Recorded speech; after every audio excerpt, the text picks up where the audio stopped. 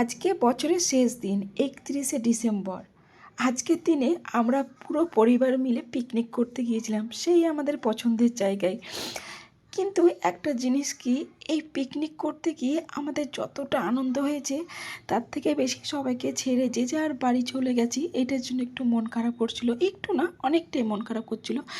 দেখতে দেখতে দেখো একটা বছর কেটে গেছে। কত সহজে একটা বছর কেটে যায়, তাই না? কিন্তু না, সময়গুলো কিন্তু খুব সহজে যায় না। একটা বছর অনেক কষ্টেই হয়তো অনেকের পেরিয়ে যায়, কিন্তু জানি না কেন আমার মনে হচ্ছে একটা বছর খুব সহজেই কেটে গেছে। কালকে কিন্তু 1 জানুয়ারি। হ্যাপি নিউ ইয়ার বন্ধুরা। তোমাদের সকলকে আমি অনেক অনেক অনেক দোয়া করি তোমরা যেন সকলেই ভালো থাকো, সুস্থ থাকো, আর বাড়ির সকলকে ভালো রাখো। আর স্বার্থপর মানুষদের কাছ থেকে একটু দূরেই থাকবে, কেননা স্বার্থপর হলেই মানুষ কিন্তু এরকমই দূরে চলে যায়। তার থেকে ভালো না যে তুমি তোমাকে ব্যবহার করতেও দিলে না, অথচ তুমি নিজেই ভালো থাকলে। যাই হোক বন্ধুরা, এদিকে দেখো বাচ্চারা কিন্তু ভীষণ আনন্দ করেছে পিকনিক করতে গিয়ে।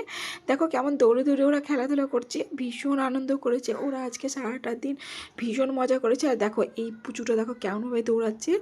প্রত্যেকটা বাচ্চা ভীষণ আনন্দ করছিল বন্ধুরা, কি বলবো, ওদের খেলতে দেখে তো আমার ভীষণ ভালো লাগছিল। যখন আমি ছোট ছিলাম ঠিক এইরকম করে খেলে বেড়াতাম, আর আমার ভীষণ ভালো লাগতো সবার সঙ্গে খেলা করতে।